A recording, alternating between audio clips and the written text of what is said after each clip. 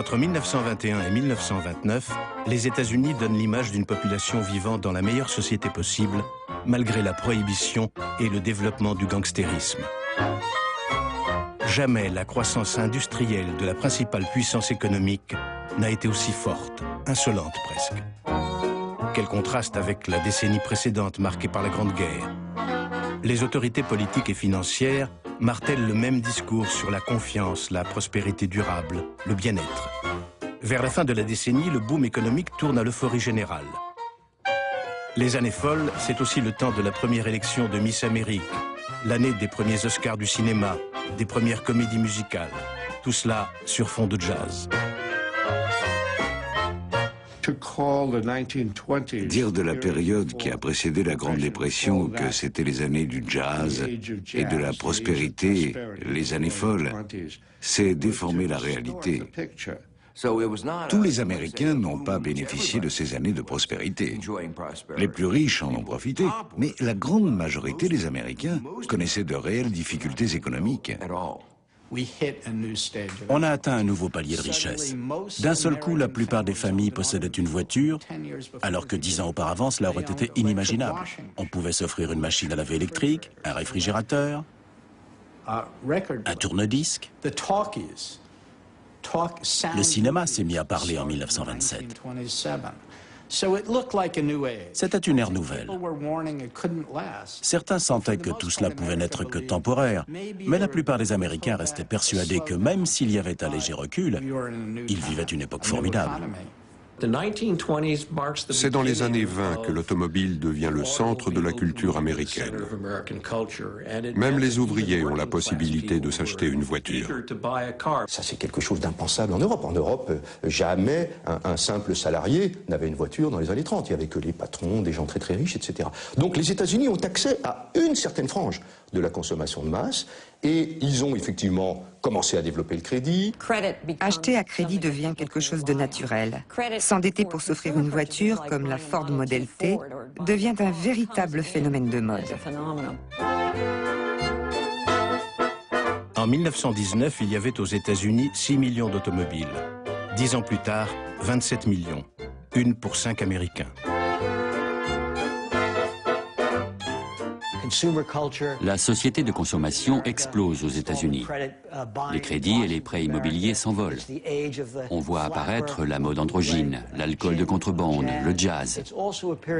Cette période correspond également à l'âge d'or de Wall Street qui passionne les gens. En plus des vrais professionnels, beaucoup d'Américains de conditions modestes se mettent à placer leurs espoirs et leur argent en bourse. Ils espèrent s'enrichir rapidement et sans risque. C'est la première fois dans l'histoire des États-Unis que Wall Street est associé au jeu, à la libération sexuelle, à l'alcool, bref, à tous les plaisirs que l'on s'autorise enfin. Wall Street participe largement à cette nouvelle façon de vivre dans les années 20.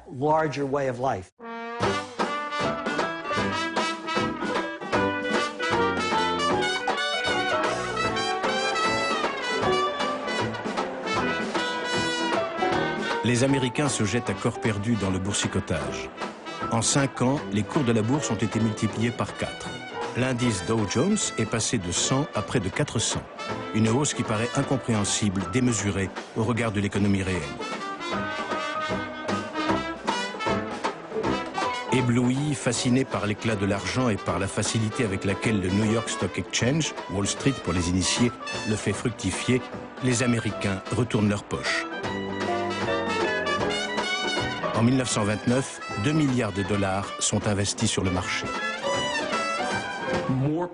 Tout le monde s'est mis à acheter des actions. Pour la première fois dans l'histoire des États-Unis, la bourse s'est retrouvée au cœur de la culture américaine. La prospérité était si forte, si constante depuis des années, que tous ceux qui n'avaient jamais pensé à essayer de s'enrichir, qui n'avaient jamais envisagé de jouer à la bourse, commençaient maintenant à le faire. La bourse devenait le sujet de tous les ménages. Tout le monde pensait que c'était un nouvel Eldorado et les ménages investissaient leurs économies dans la bourse comme un casino. Les Américains ont toujours essayé de devenir riches le plus vite possible, mais dans les années 20, ça paraissait plus facile que jamais. Et la bourse était la meilleure façon de le faire. C'était une nouvelle façon de s'enrichir. Vous achetiez une action 20 $ sans avoir la moindre notion de ce qu'était la bourse. Et le lendemain, elle en valait 23, et le jour suivant 27. Tout ça sans lever le petit doigt. Les gens se disaient, mon Dieu, c'est si simple de faire fortune. Pourquoi faire autre chose? Et on en est arrivé à un point où la bourse est pratiquement devenue une sorte de drogue. En Europe, le marché boursier était réservé à une élite aristocratique, et seuls les riches achetaient des actions. En Amérique, la bourse se démocratisait. C'étaient des gens simples, des ouvriers, des salariés, des cireurs de chaussures, des femmes au foyer, des gens comme vous et moi. Le phénomène est extraordinairement nouveau et leur fait tourner la tête. C'est une époque où les chauffeurs de maître conduisaient en ayant la tête légèrement penchée en arrière pour écouter leur patron discuter des nouvelles imminentes d'un rachat de telle entreprise par telle autre. Donc il y a une vraie euphorie collective.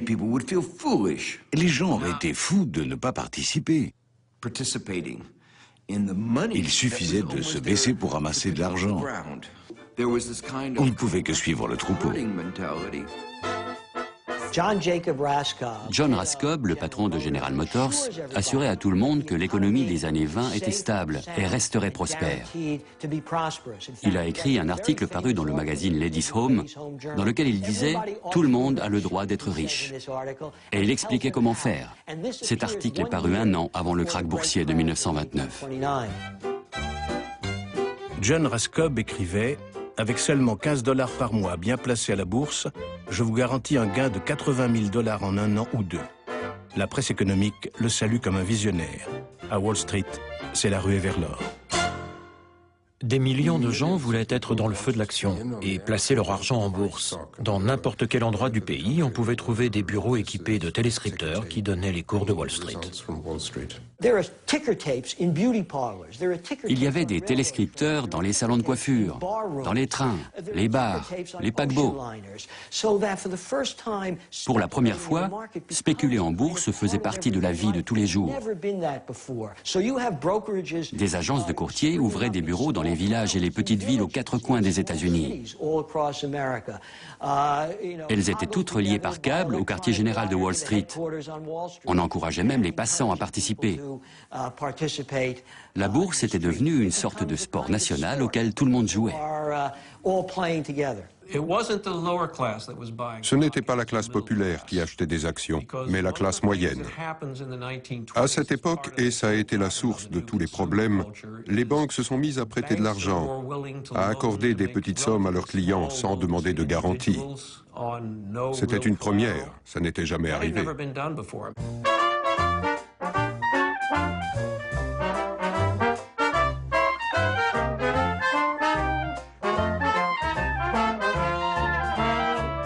Un Américain sur 3 confie ses économies au prestidigitateur de Wall Street.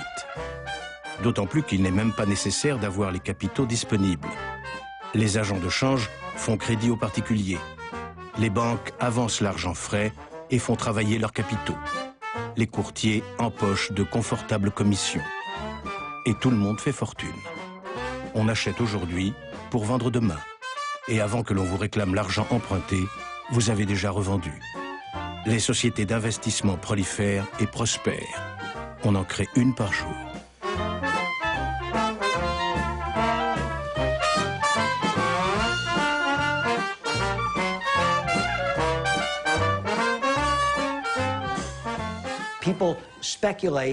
Les gens spéculaient en empruntant de l'argent.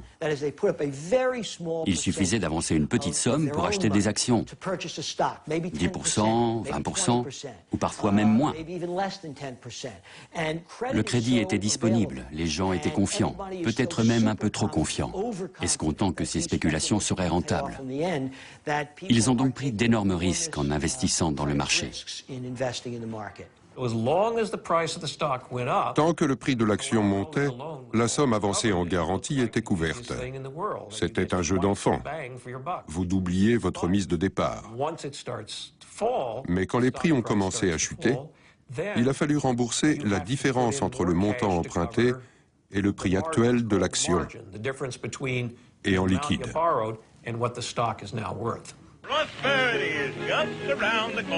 Le nouveau président des États-Unis, Herbert Hoover, a fait toute sa campagne sur un même thème. La prospérité est au coin de la rue. On en a même fait une chanson.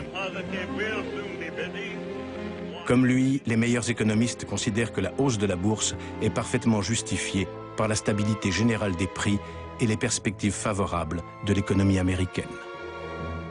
Le président Hoover avait l'occasion rêvée de dire, lors de son discours d'investiture, que le cours des actions était trop élevé et qu'il fallait réagir. Mais quand un dirigeant politique fait ce genre de déclaration et que le marché s'écroule, on le tient pour responsable. C'est pour ça qu'il n'a rien dit. The election has again confirmed the determination of the American people, and opportunity must be given for the expression of popular will, and we should keep it so.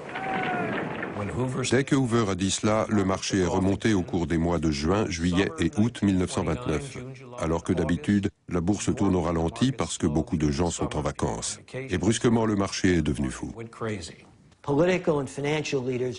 Les leaders politiques et les milieux financiers ont fêté cette euphorie et cette spéculation à haut risque. Le président Herbert Hoover et les principaux banquiers du pays aussi.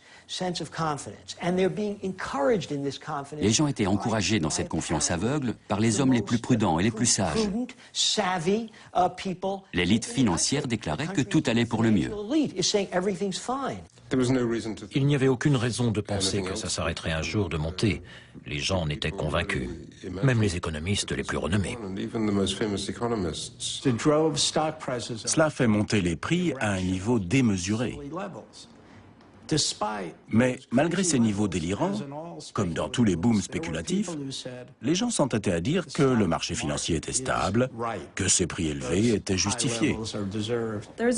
Edward Prescott, un économiste américain, lauréat du prix Nobel, affirmait que le marché n'était pas exagérément élevé en 1929. Les meilleurs experts spécialistes des fluctuations de la bourse disaient « Ne vous inquiétez pas, ça n'arrivera jamais. Diversifiez vos placements. Si ça baisse d'un côté, ça montera de l'autre. » C'était absurde. En 1929, le marché financier était en plein essor. La bourse montait, mais elle a commencé à briser ses amarres. Au lieu d'être basée sur la valeur réelle des entreprises, c'est devenu un marché spéculatif dans lequel les gens achetaient et vendaient des actions, pensant qu'en achetant maintenant, ils pourraient les revendre plus tard pour un prix plus élevé. Les poules d'investisseurs se livraient à de véritables conspirations d'initiés. Les grandes banques d'investissement, et parfois même des hommes politiques, s'alliaient pour acheter d'énormes quantités d'actions, faisant ainsi flamber les prix, puis les revendaient rapidement et discrètement, afin de réaliser des profits. Pendant ce temps, les particuliers qui avaient acheté ces mêmes actions, encouragés par la montée des prix, se retrouvaient avec de grosses pertes sur les bras. Ce processus-là, il y a un moment où il se déconnecte de l'économie réelle. Et évidemment, on pourrait dire, attention, c'est déconnecté, ça va péter. Oui, mais c'est de l'intérêt de personne de dire ça. C'est-à-dire que les gens continuent. Et les plus rationnels ici sont ceux qui se disent, je vais profiter de la montée des cours jusqu'à ce que ça s'inverse le plus tard possible, en quelque sorte. On pouvait gagner encore plus en prenant encore plus de risques. Mais prendre plus de risques entraîne une augmentation du prix des actions. Et donc, vous pousse à emprunter de grosses sommes. Tout cela a engendré une structure qui, une fois fissurée, s'est totalement effondrée.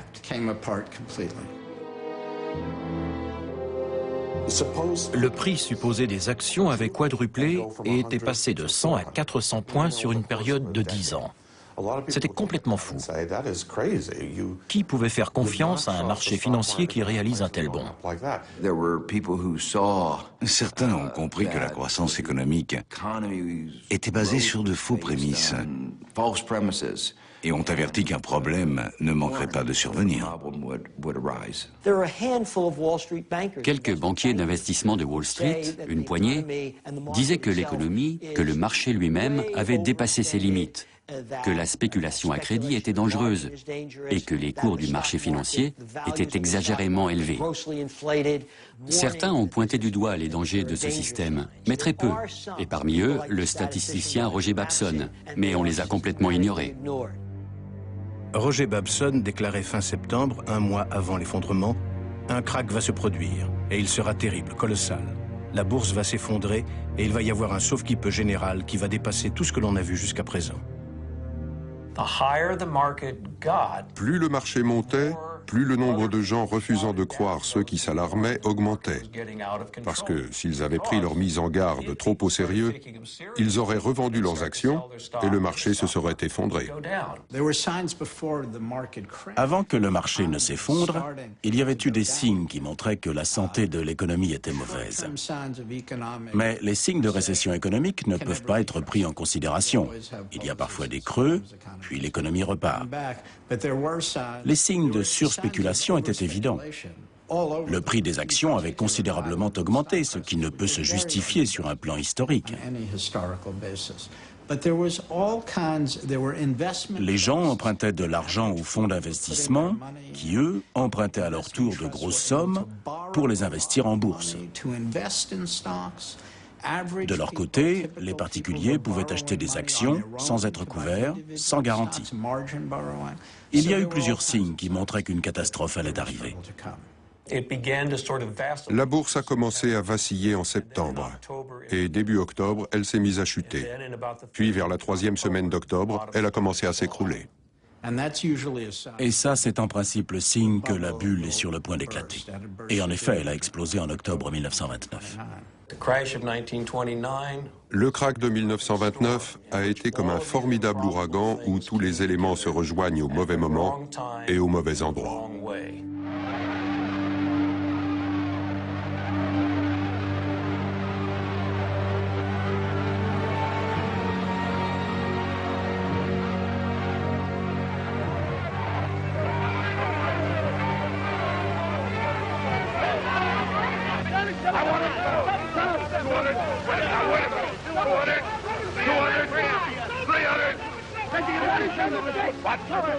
Et le jeudi 24 octobre, jeudi noir ou Black Thursday, la démence collective fait son apparition. En quelques heures, 13 millions de titres sont brusquement jetés sur le marché par des actionnaires affolés qui ne savent même plus à quel prix ils ont cédé leurs actions. Après 3 années d'intenses spéculations, Wall Street craque. Et personne n'est en mesure de décider la fermeture de la bourse puisque son président est en vacances à Hawaï. La bulle spéculative éclate, provoquant une panique financière.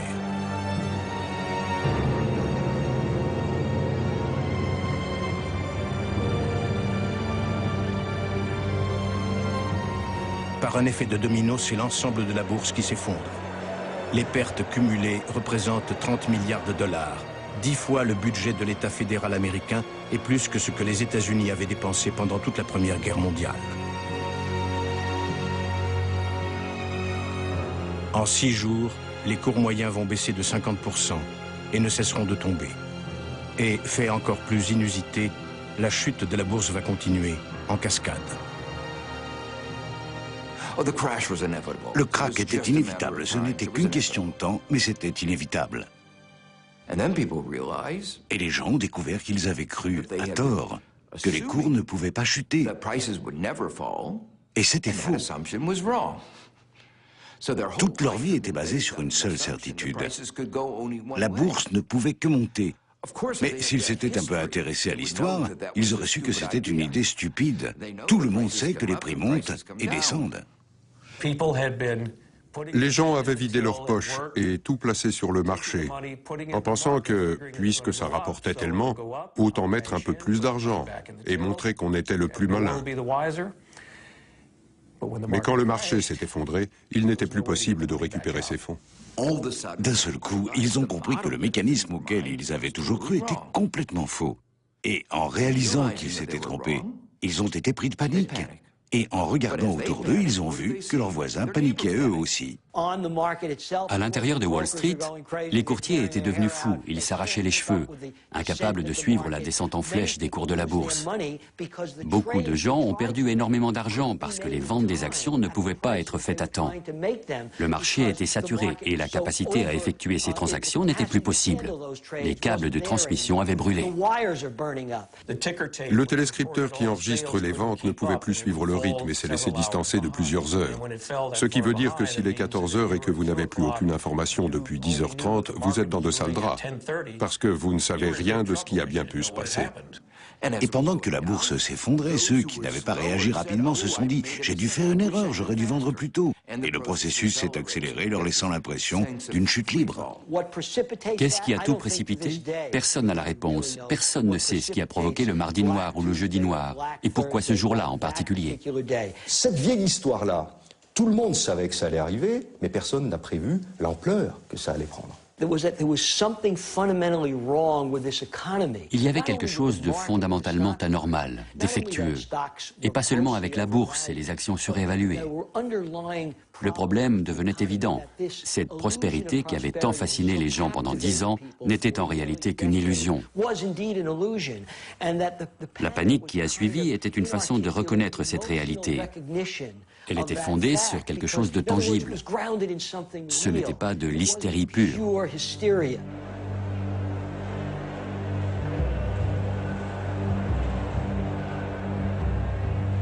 À l'intérieur de la bourse, c'est comme une gare au moment des grands départs, écrit le Wall Street Journal. Un Niagara de liquidation. Hommes et femmes se bousculent pour essayer de comprendre ce qui se passe. Perdus devant ces chiffres et ces lettres incompréhensibles pour un profane, mais qui signifient la ruine. Sur le sol, des ordres de bourse froissés par milliers, comme des douilles de balles sur un champ de bataille, selon le New York Times. L'effondrement de la bourse est censé avoir provoqué toute une vague de suicides à Wall Street. C'est même devenu un sujet de plaisanterie. On a vu des dessins humoristiques où des banquiers de Wall Street sautaient par les fenêtres. C'est une légende très exagérée.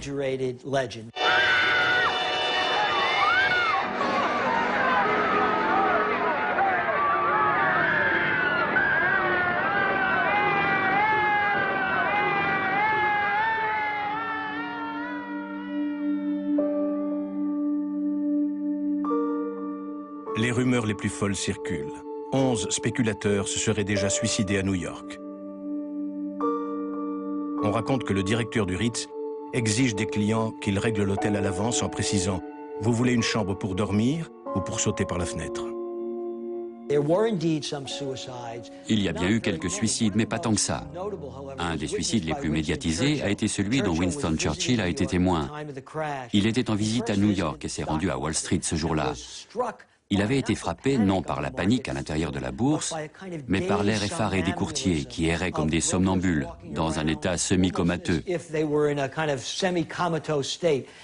Et quand il est retourné à son hôtel, quelqu'un s'est jeté par la fenêtre, du même hôtel. C'était un courtier, justement, qui était ruiné. C'est l'archétype des histoires qu'on raconte quand un mythe se propage. Le premier soir où les cours vraiment se sont effondrés, les opérateurs sont sortis dans la rue. Une sorte d'angoisse collective, évidemment.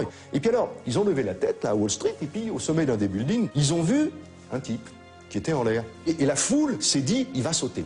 Ce type, c'était un plombier. Il était en train de remettre une gouttière. Évidemment, il n'est pas tombé. Mais la foule attendait ça. Tout le monde a un petit peu envie de voir des spéculateurs se suicider.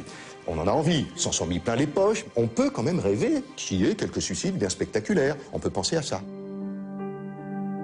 Herbert Hoover, qui a refusé le fameux jeudi noir de se rendre à Wall Street, prend le thé avec Marie Curie en visite à la Maison Blanche. Il lui rappelle qu'il a été ministre du Commerce avant d'être élu président et que l'Amérique, sûre d'elle-même, va connaître une prospérité éternelle. Au même moment, devant la bourse désertée, des hommes d'affaires ruinés essaient de vendre leur voiture de luxe pour une bouchée de pain.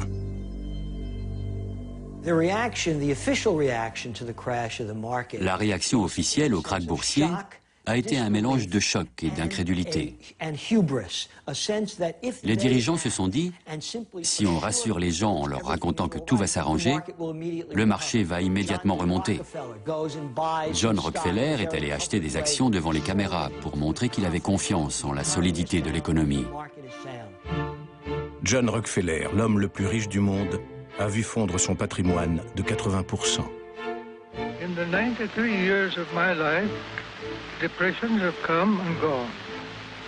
Prosperity has always returned and will again. Il a essayé de rassurer tout le monde en disant que ce n'était qu'une baisse temporaire.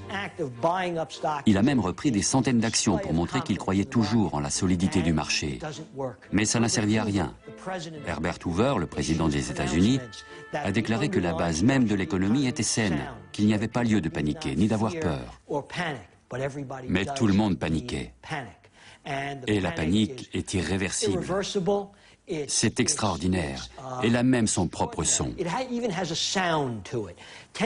000 personnes se sont rassemblées devant la bourse de New York. Toute la ville était terrifiée. On a fait venir les policiers, juchés sur leurs chevaux, imaginant qu'il allait y avoir une révolution, comme pendant la prise de la Bastille. Ça allait être la prise de la bourse. Et la foule n'a plus bougé et fait le siège de Wall Street pendant des semaines. Un murmure sourd montait de cette foule, comme un léger rugissement. C'était le son de la panique, le son de l'anxiété.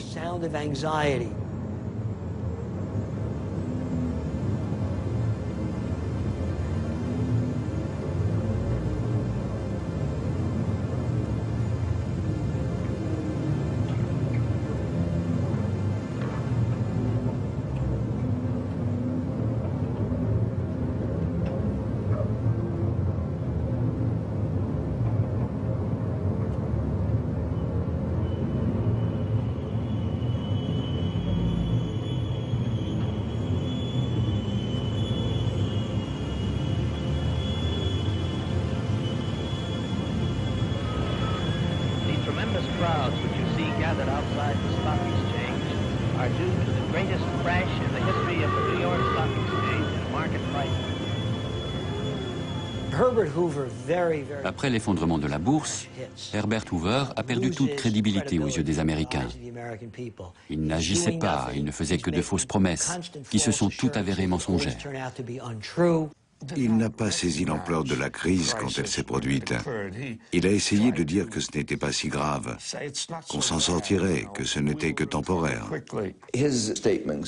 Ses déclarations sur la prospérité qui nous attendait au coin de la rue avaient été une tentative pour relancer le marché.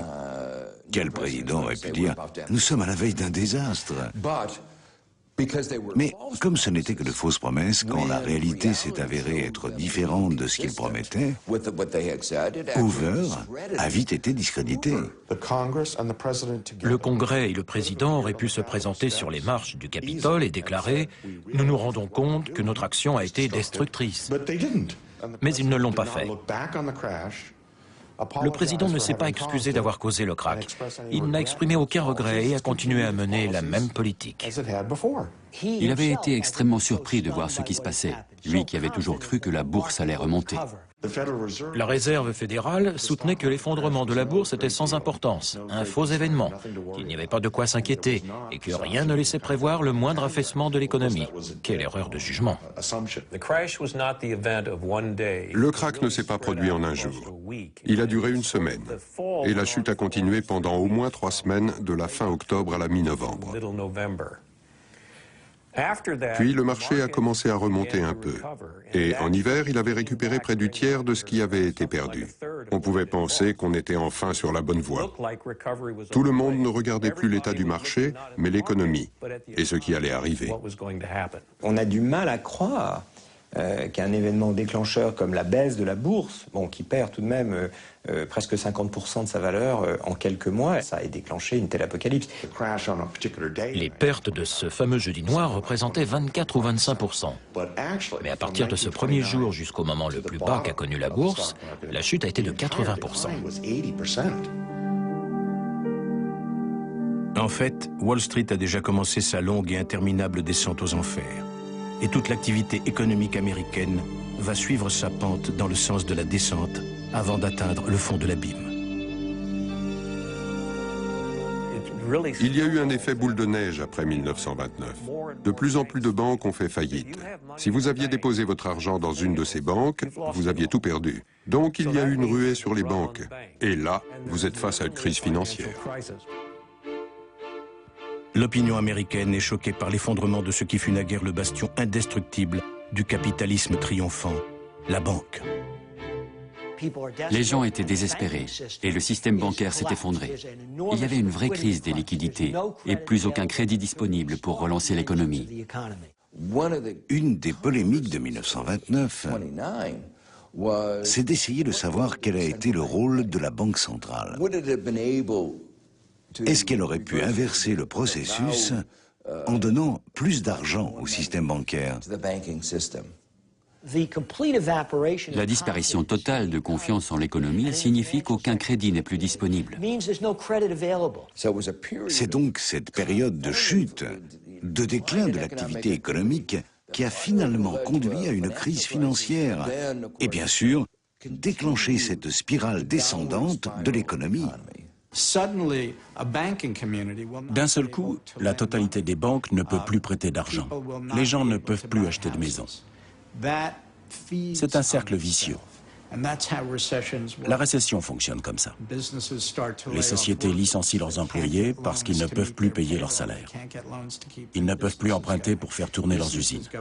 Les entreprises mettent la clé sous la porte. Les gens sont au chômage. Ils arrêtent de dépenser, de consommer. Ils dépensent moins d'argent. Les sociétés cessent de faire des profits.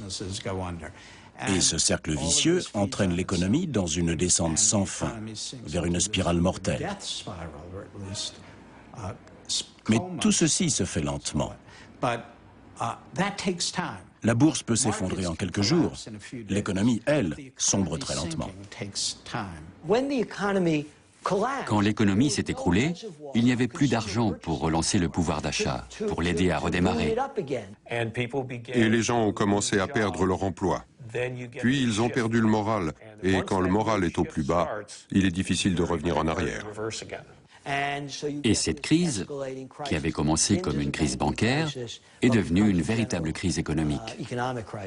L'enchaînement qui se met en place, c'est inquiets par l'effondrement de la bourse, les ménages suspendent un certain nombre d'achats de biens durables, et notamment d'automobiles, qui chutent brutalement en 1930. Les gens tout d'un coup perdent confiance, alors la consommation, l'investissement, les stocks s'effondrent. Les gens arrêtent pendant un an purement et simplement d'acheter des automobiles. À ce moment-là, ce secteur doit licencier, et les ouvriers de l'automobile qui sont licenciés, à leur tour cessent de consommer. En cessant de consommer, ils propagent la crise à d'autres secteurs qui à leur tour licencient, et en licenciant, on a un effondrement de la demande solvable. Plus personne n'est plus en mesure de consommer quoi que ce soit. Les gens ont arrêté d'acheter. Ils ont commencé à s'inquiéter pour leur avenir, alors qu'avant, le futur leur paraissait prometteur. Le marché était en hausse, ils avaient de l'argent. Mais dès que la bourse s'est effondrée, les défauts du système sont remontés à la surface, comme par exemple le marché de l'immobilier. Dans les années 29, l'immobilier va jouer un rôle très important. Dans certaines villes, c'est 60% des ménages américains qui vont faire défaut sur leur emprunt. Quiconque est endetté au cours de cette époque ne peut plus payer, même s'il travaille. Tout d'un coup, les gens ne sont plus capables de supporter le poids de leurs dettes, font faillite, et du coup doivent à la fois arrêter de consommer et en même temps mettre en péril les établissements financiers qui sont intermédiaires, qui portent leurs dettes auprès des créanciers. Et dès que le prix de l'immobilier a cessé de monter, tout le château de cartes s'est écroulé. Les ménages ont perdu sur deux fronts. Ils ont perdu parce que la valeur de l'immobilier s'est effondrée, et puis parce que la bourse s'est effondrée. Donc cette chute générale des prix va se conjuguer à la chute générale de l'activité pour rendre difficile, pour mettre en insolvabilité tous les emprunteurs. Comme les entreprises étaient en faillite, elles ne pouvaient plus rembourser leurs crédits, sauf si elles continuaient à emprunter encore plus. Mais ce processus était arrivé à son terme. Et pour les ménages américains, ça signifie que tout d'un coup, ils se sont retrouvés pauvres. Mais c'est un choc psychologique absolument considérable. Les ménages américains qui pensaient qu'ils pouvaient se dispenser d'épargner pour préparer leurs vieux jours, parce que la bourse silencieusement leur préparait leur retraite, cette idée s'est effondrée. Ils pensaient avoir enfin réussi dans la vie et brusquement, ils voyaient leurs rêves s'écrouler d'un seul coup avec la chute de la bourse. Qui est touché par la dépression? Les pauvres ont toujours été pauvres. Ça n'avait rien de nouveau. C'était juste un peu plus dur. Les riches, s'ils avaient 20 millions de dollars et qu'ils en avaient perdu 10 ou 12, il leur en restait quand même 8 millions pour vivre. Non, c'est la classe moyenne qui a été la plus touchée. Ceux qui découvraient une nouvelle façon de vivre, la société de consommation, ceux qui venaient d'acheter une voiture, des vêtements, une maison, et tout cela leur était retiré, saisi, un à un. Et donc l'économie a continué sa descente vertigineuse, de plus en plus bas, quoi qu'Hoover soit prêt à faire, c'est-à-dire pas grand-chose en réalité. C'est la politique préconisée par Hoover qui a rendu la Grande Dépression aussi dure. Il refusait de donner ce coup de fouet dont le pays avait besoin. Il ne comprenait pas la profondeur du problème et n'appliquait pas les mesures appropriées.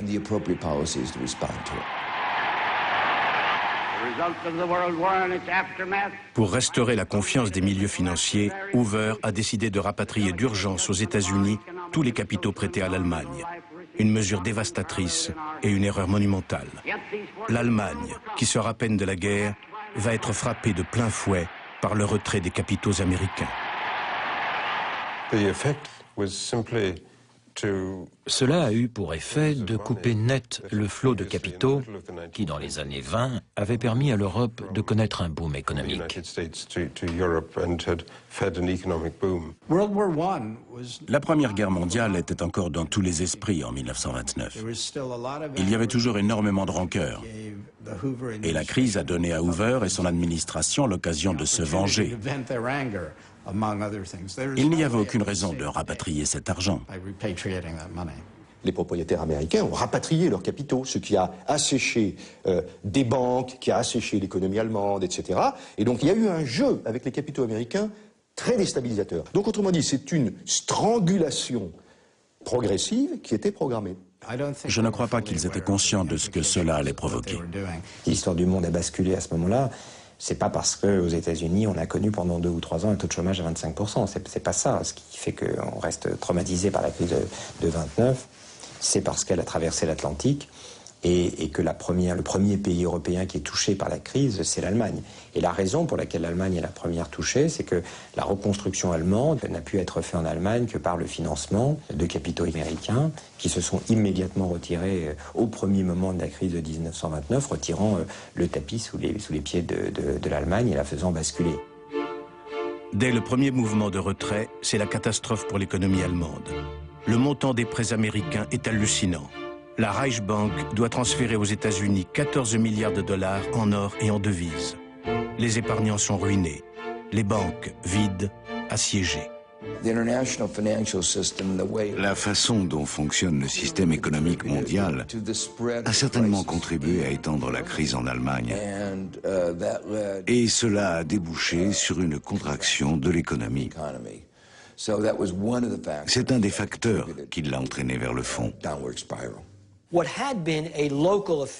Ce qui n'était qu'un problème local, une crise limitée aux États-Unis, s'est transformé en dépression sur toute l'Europe, touchant ainsi un continent qui souffrait déjà depuis 10 ans d'une économie très faible.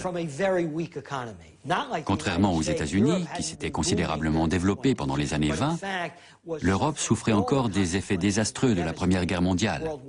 Elle commençait tout juste à reconstruire ses industries, son économie agricole et le reste. L'Allemagne avait connu une situation économique désastreuse au cours des années 20. L'horrible inflation de cette décennie avait failli faire disparaître toute une partie de la population de conditions modestes à cette époque. Et tout cela était en grande partie lié aux conséquences des conditions terribles du traité de Versailles. Ces dettes, liées au dédommagement de l'après-guerre et aux emprunts effectués, pesaient sur leur économie. Et finalement, la crise s'est propagée des États-Unis à l'Europe. Les capitaux américains, ben, l'Allemagne en avait besoin. Parce que pour financer justement les réparations dont une partie ont été payées, eh bien l'Allemagne s'est endettée. Quand on voit l'accord qui avait été signé et quand on voit ce que la France a fait subir à l'Allemagne à cette période et ce que l'Angleterre, soutenue par les États-Unis, a fait, nous avons détruit l'équilibre de l'Allemagne et sa fragile démocratie. Et la France a tout fait pour favoriser l'extrême droite. On est parti de l'idée, puisque l'économie allemande va mal, c'est que c'est bénéficiaire pour la France. Et ça, c'était faux. Il y a eu en fait un processus dans lequel, à mon avis, les Français se sont révélés aveuglés par leur désir de revanche et fait l'erreur colossale. Évidemment, la crise est arrivée là-dessus. La crise n'a rien arrangé. C'est une république qui recommence à exister, à respirer. Et c'est 1929 qui a cassé cette dynamique, qui a immédiatement, sur un corps fragilisé par les crises antérieures, rouvert la plaie. Alors pour moi, il n'y a pas de doute possible que c'est la crise de 1929 qui a provoqué cette montée aux extrêmes. Et la crise est venue frapper un corps malade, fatigué, qui n'a trouvé d'issue que dans le nazisme. En Allemagne, la production industrielle s'effondre. Les faillites se multiplient. Le nombre de chômeurs dépasse les 6 millions, alimentant la désillusion et la colère de la population. Des marches de la faim ont lieu dans plusieurs villes. Et on voit à nouveau des soupes populaires. Nous habitions dans la Mendelssohnstraße et je me souviens de ma grand-mère distribuant une sorte de soupe à l'entrée et je demandais qu'est-ce que c'est que ça? C'est pour les chômeurs. C'est la première fois que j'ai entendu le mot chômeur. Il y a un parallélisme tout à fait étonnant entre l'Allemagne et les États-Unis tout au long de cette période. Dans les deux cas, le taux de chômage va monter à 25% et on va voir exactement le même effondrement à la fois des prix, de la production, qu'aux États-Unis. Les pays européens vont absorber la crise d'une manière qui va être plus ou moins tragique, mais qui ne sera jamais aussi spectaculaire que ce qu'on observera aussi bien en Allemagne qu'aux États-Unis.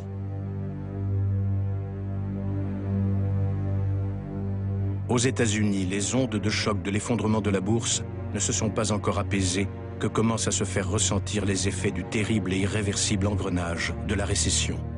La production industrielle a baissé de moitié. Des milliers de familles ne peuvent plus compter que sur la soupe populaire pour se nourrir. L'économie ne s'était pas améliorée et en juin, il n'y avait toujours pas le moindre signe de progrès. Le printemps est généralement la saison propice au rebondissement de l'économie, mais rien n'avait bougé. Puis le marché a chuté à nouveau jusqu'en octobre. Et à partir d'octobre 1930, le pays a sombré dans la dépression.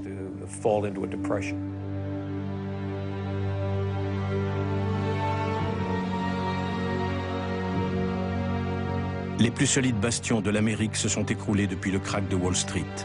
La rupture avec la période de forte croissance des années précédentes n'en est que plus brutale. Un travailleur sur 5 est au chômage. La population semble anesthésiée. À New York, où chaque mois 17 000 familles sont mises à la rue, des centaines de milliers de sans-travail, parmi lesquels de nombreux cols blancs, tentent de survivre misérablement, piétinant dans le froid durant des heures pour recevoir un bol de soupe et un morceau de pain.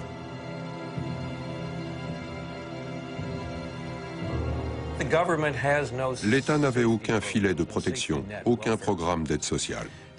Il n'y avait pas d'assurance chômage.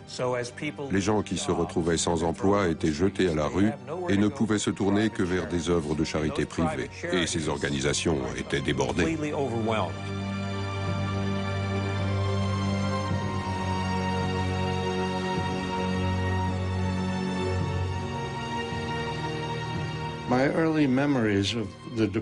Mon premier souvenir de la crise, c'est moi, regardant ma mère faire la queue pour obtenir un peu de nourriture.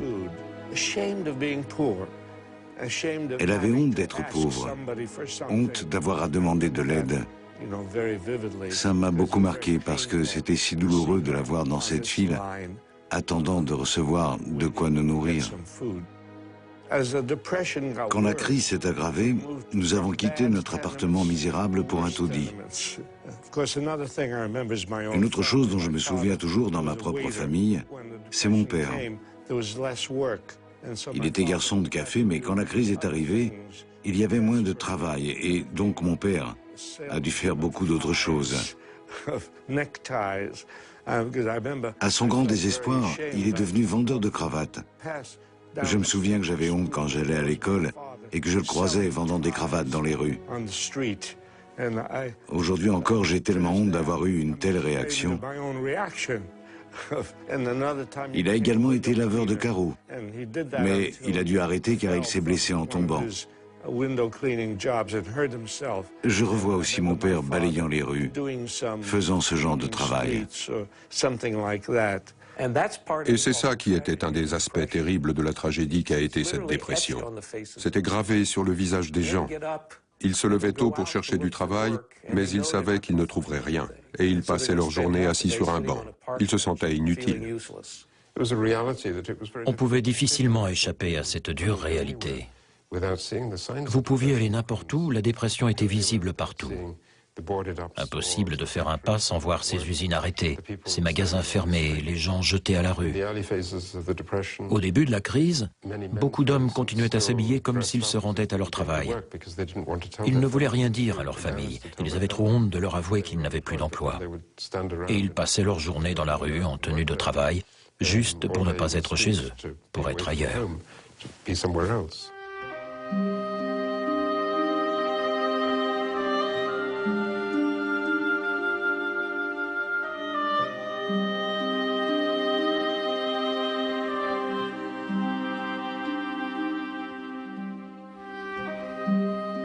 Brisés par la crise, prêts à tout pour gagner de quoi survivre, de plus en plus de gens participent aux nombreux marathons de la danse, véritable jeu du cirque des années 30.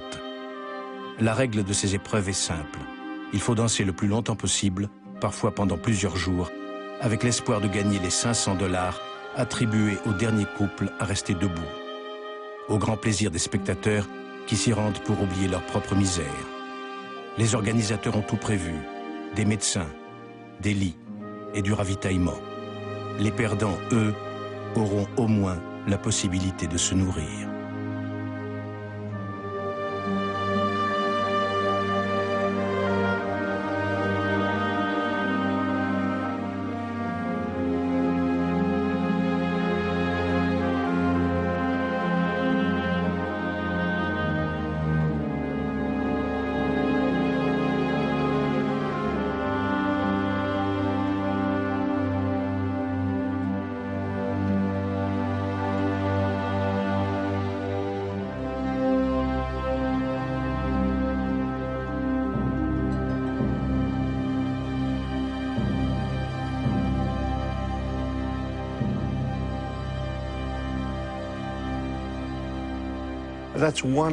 C'est une des choses dont je me souviens.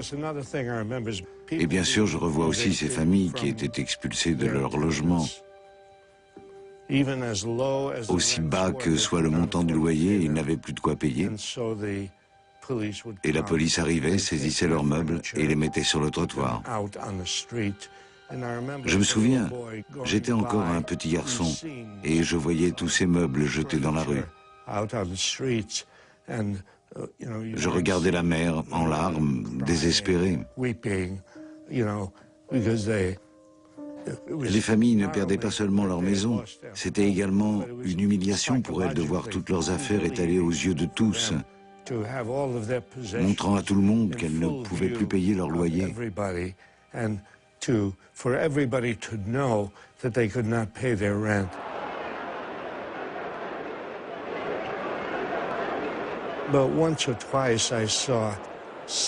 Une ou deux fois, j'ai assisté à des scènes où les gens se révoltaient et remettaient les meubles à l'intérieur, s'opposant à la police. Ça arrivait assez souvent. Quand les gens perdaient leur maison, ils devaient bien aller quelque part. Ils se retrouvaient le plus souvent dans des baraques de fortune, faites de carton et de matériaux de récupération. Ils dormaient dans les grottes de Central Park. Il y avait des bidonvilles un peu partout en Amérique, habités par les sans-abri. On leur avait donné le nom de Hooverville, pour se moquer du président Hoover. Il y avait de nombreux Hooverville dans Central Park à New York. Pendant des années, ces bidonvilles ont été la honte de notre société. Once I lived the life of a millionaire, spending my money, Lord, I didn't care. I carried my friends out for a mighty good time. Fine bootleg liquor, champagne and wine. Then I begun to fall so low. Didn't have no money and no place to go. If I get my hands on a dollar again, I'm gonna hold on to it till the eagle grins, because nobody knows you when you're down and out. In your pockets, not one penny, and your friends you have not any. But when you get on your feet again, everybody wants to be your long-lost friend. It's mighty strange, without a doubt. No man can use you when you're down. Dans un instant, suite de la grande enquête de William Carell sur la crise de 1929. Dernier chapitre, la Grande Dépression.